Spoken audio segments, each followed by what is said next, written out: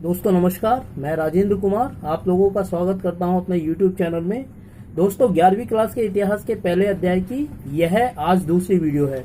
इससे पहले वाली वीडियो में पार्ट फर्स्ट में हमने देखा था कि चार्ल्स डार्विन के काम ने किस तरह से मानव इतिहास को बदल कर रख दिया और किस तरह से मानव इतिहास का एक बार फिर से अध्ययन किया गया और मानव इतिहास को पुरापाषाण, मध्य पाषाण और नवपाषाण काल के अंतर्गत बांटकर उसका अध्ययन किया गया। दोस्तों यह इस अध्याय की दूसरी वीडियो है जिसमें हम उससे आगे वाली बातों का अध्ययन करेंगे। दोस्तों पिछली वीडियो में हमने देखा था कि पुरापाषाण काल और मध्य पाषाण काल के अंतर्गत इंसान की आजीविका का जो सबसे प्रमुख साधन था, उसकी जो जिंदगी का प्रमुख आधार था, वह भोजन एकत्रित करना था और यह भोजन उसे जानवरों के मांस और पेड़ पौधों से प्राप्त होता था, फलों के रूप में और जड़ों के रूप में। लेकिन दोस्तों अपना भोजन प्राप्त करने के लिए वह अक्सर पत्थर के, हड्डियों के और लकड़ी के औजारों का इस्तेमाल करता था। दोस्तों अक्सर यह सवाल पूछा जाता है कि आदि मानव के द्वारा पत्थर के जिन औजारों का निर्माण किया गया उनका उपयोग क्या था, क्योंकि सिर्फ शिकार करने के लिए पत्थर के औजारों का उपयोग करना उसका एकमात्र उपयोग नहीं था, बल्कि शिकार से अलग भी उसके बहुत सारे उपयोग थे जिनकी समझ हमें होनी चाहिए। तो दोस्तों आज की ये वीडियो हम यहीं से शुरू करते हैं। दोस्तों वीडियो को शुरू करने से पहले मैं आप लोगों से अनुरोध करना चाहूँगा कि यदि आप पहली बार मेरी वीडियो देख रहे हैं तो अगर आपको वीडियो अच्छी लगे तो वीडियो को लाइक कर दें और चैनल को सब्सक्राइब कर दें। दोस्तों आदि मानव ने पत्थर के जिन औजारों का निर्माण किया उनके एक से अधिक अलग अलग प्रयोग थे। उनमें पहला जो प्रयोग था वो था भोजन प्राप्त करने का साधन। आदि मानव ने पत्थर के जिन औजारों का निर्माण किया उसका सबसे प्रमुख उद्देश्य यही था कि इसके माध्यम से वह अपने भोजन का बंदोबस्त करता था। इसके लिए वह जानवरों का शिकार करता था, पेड़ पौधों की जड़ों को खोदता था, क्योंकि कुछ पेड़ पौधों की जड़ें जमीन में बहुत गहराई तक होती थी, उन्हें हाथ से खोद कर नहीं निकाला जा सकता था। ऐसे में ऐसे पेड़ पौधों की जड़ों को खोद कर निकालना इन पत्थर के औजारों की सहायता से ही किया जाता था। साथ ही कुछ पेड़ पौधों की टहनियों को, जड़ों को, पत्तों को काटने का काम भी इन पत्थर के औजारों के माध्यम से किया जाता था। इसके बाद दोस्तों पत्थर के औजारों का एक उपयोग था अपने सुरक्षा के लिए इनका इस्तेमाल करना। अपमार्जन विधि के अंतर्गत हमने देखा था दोस्तों, अपमार्जन विधि के अंतर्गत कि कई बार ताकतवर जानवर खुद पलटकर इंसान के ऊपर हमला कर देते थे। ऐसे में अपनी जान बचाना उसके लिए बहुत ज़रूरी हो जाता था। तो पत्थर के इन औजारों का इस्तेमाल इंसान उन जानवरों से अपनी जान की सुरक्षा करने के लिए भी करता था जिनसे उसकी जान को खतरा था। इसके अलावा पेड़ पौधों की जड़ों को खोदने के लिए भी इस्तेमाल किया जाता था इन पत्थर के औजारों को, क्योंकि कुछ पेड़ पौधों की जड़ें जमीन में इतनी गहराई तक धंसी होती थी कि सिर्फ हाथों से उनको खोदकर निकाल पाना बड़ा मुश्किल था। इसीलिए पत्थर के औजारों के माध्यम से वह जमीन को खोदकर पेड़ पौधों की उन जड़ों को निकालता था जिनको वो भोजन के रूप में खा सकता था। इसके बाद दोस्तों जिन जानवरों को वह मारता था अपने भोजन के लिए, ऐसा नहीं था कि वो उनको मारते ही खा जाता था, बल्कि जानवर को मारने के बाद वह उसकी खाल उतारता था। ऐसे में जानवर की खाल उतारने के लिए पत्थर के औजारों का इस्तेमाल चाकू के रूप में किया जाता था। और जैसे जैसे समय बीता इंसान बौद्धिक रूप से समझदार होने लगा, वैसे वैसे उन जानवरों की खाल का उपयोग उसने कपड़ों के रूप में करना शुरू कर दिया था और इन कपड़ों को सिलने के लिए भी उसने छोटे छोटे और पत्थर के औजारों का उपयोग किया। तो दोस्तों ये उपयोग थे पत्थर के उन औजारों के जिनका निर्माण आदि मानव ने शिकार के लिए करना आरंभ किया था। दोस्तों चार्ल्स डार्विन ने अपने रिसर्च में दिखाया है कि आधुनिक मानव, जिसको हम होमो सैपियंस सैपियंस कहते हैं, वह विकास की एक बहुत लंबी प्रक्रिया से गुजरने के बाद अपने वर्तमान रूप में पहुंचा है।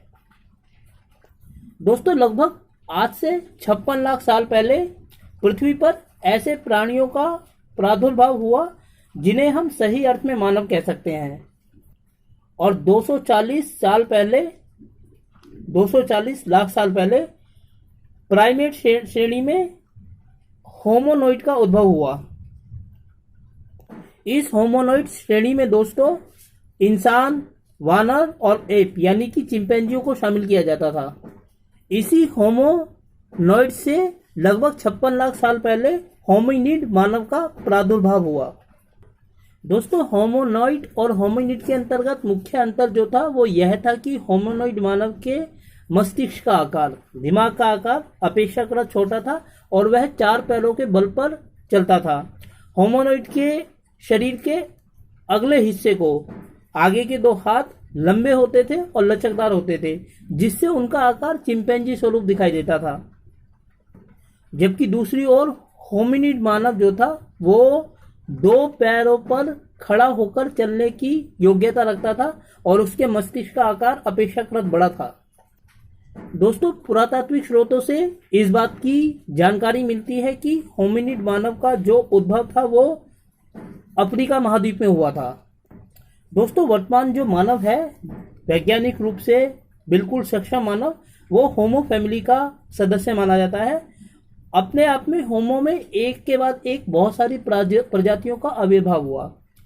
होमो जो शब्द है वो लातीनी भाषा का एक शब्द है जिसका मतलब होता है आदमी, लेकिन दोस्तों इसमें स्त्री और पुरुष दोनों शामिल होते हैं।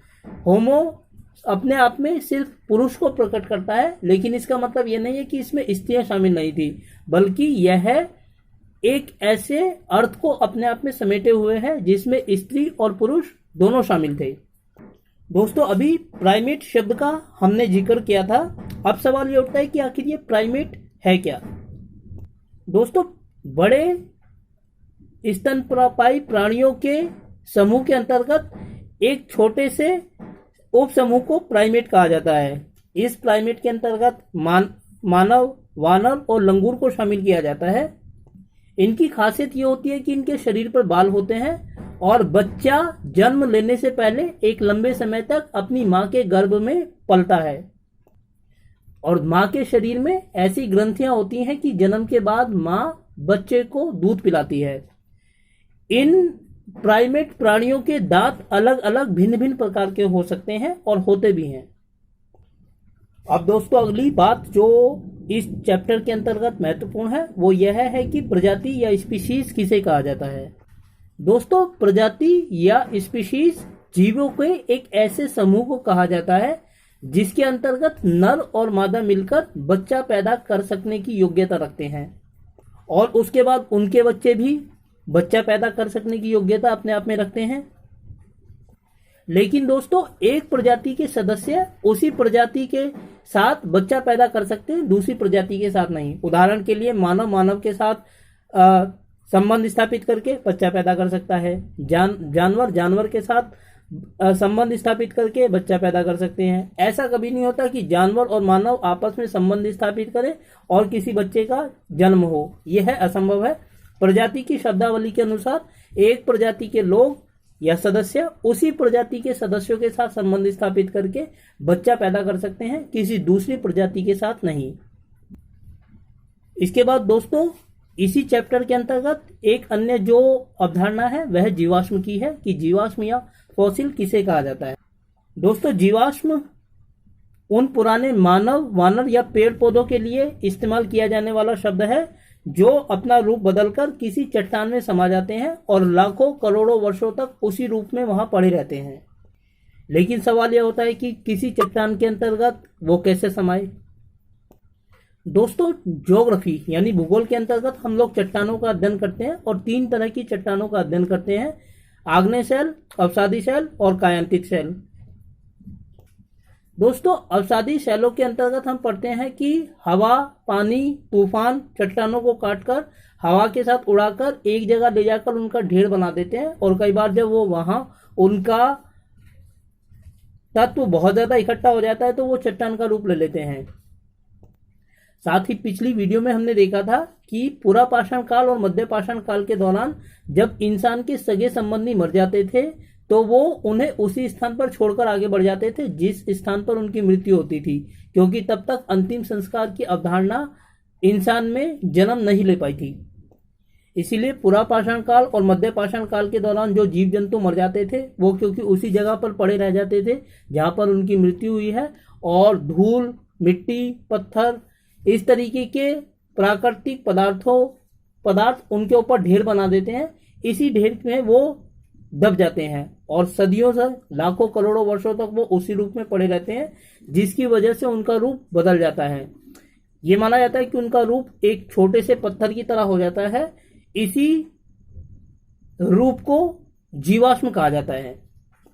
दोस्तों, चार्ल्स डार्विन की किताब लिखे जाने से पहले अगर किसी इंसान को पुराने जीव जंतुओं का, मानव का हड्डी का कोई टुकड़ा मिलता था तो यह माना जाता था कि यह किसी ऐसे जानवर का या ऐसे जीव जंतु का जीवाश्म है जो अब इस पृथ्वी पर नहीं रहता, जो बहुत लंबे समय पहले इस पृथ्वी पर रहता होगा, क्योंकि तब यह माना जाता था कि आज से पहले पृथ्वी पर किसी मानव का अस्तित्व रहा ही नहीं है। लेकिन जब चार्ल्स डार्विन साहब ने अपनी किताब को लिखा तब ये बात उभर कर सामने आई कि इंसान लाखों वर्षों से इस पृथ्वी पर रहता हुआ आया है और लंबे समय में उसने अपने वर्तमान स्वरूप को प्रदान किया है। इसीलिए जब प्राचीन कोई जीव जंतु के अवशेष मिलते थे, मानव के अवशेष मिलते थे, उसके बाद उसको महत्व दिया जाना शुरू हुआ। ऐसे ही शारीरिक टुकड़ों को, हड्डी के अवशेष को, पेड़ पौधों के हिस्से को, ऐसे ही पदार्थों को जीवाश्म कहा जाता है। चलिए दोस्तों, अब आगे बढ़ते हैं। दोस्तों, लंबे समय तक मध्य पाषाण काल और पुरा पाषाण काल के दौरान, जिसमें करीब 19,90,000 वर्षों को इंसान ने जिया, उसके अंतर्गत उसकी आजीविका का प्रमुख साधन यह था कि वह जानवरों को मारकर उनका शिकार करता था और उसके मांस को अपने भोजन के रूप में इस्तेमाल करता था। साथ ही कुछ पेड़ पौधों की जड़ों को, पत्तियों को वो खाता था, फलों को। इससे उसकी जीविका का निर्वहन होता था और इसके लिए उसने पत्थर के विभिन्न तरह के औजारों का निर्माण किया था। दोस्तों, पुरातात्विक अवशेषों से या पुरातात्विक रिसर्चों से ऐसा पता चलता है कि ऑस्ट्रेलोपिथेकस मानव पहला ऐसा मानव था जिसने पत्थर के औजार बनाए थे। ऑस्ट्रेलोपिथेकस द्वारा पत्थर के औजार बनाने और उनके इस्तेमाल करने का जो साक्ष्य है वो 2 स्थानों से मिला है, इथियोपिया और केन्या से।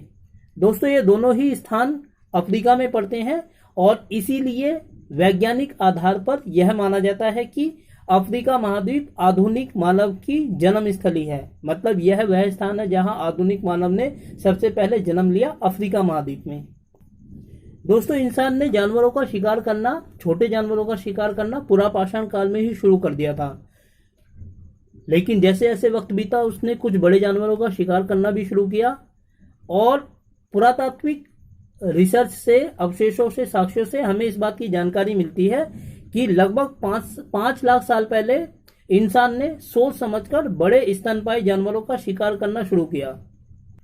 और इस बात की जानकारी जब इंसान ने सोच समझकर बड़े जानवरों का शिकार करना आरंभ किया, इसकी जानकारी हमें 2 स्थानों से प्राप्त होती है।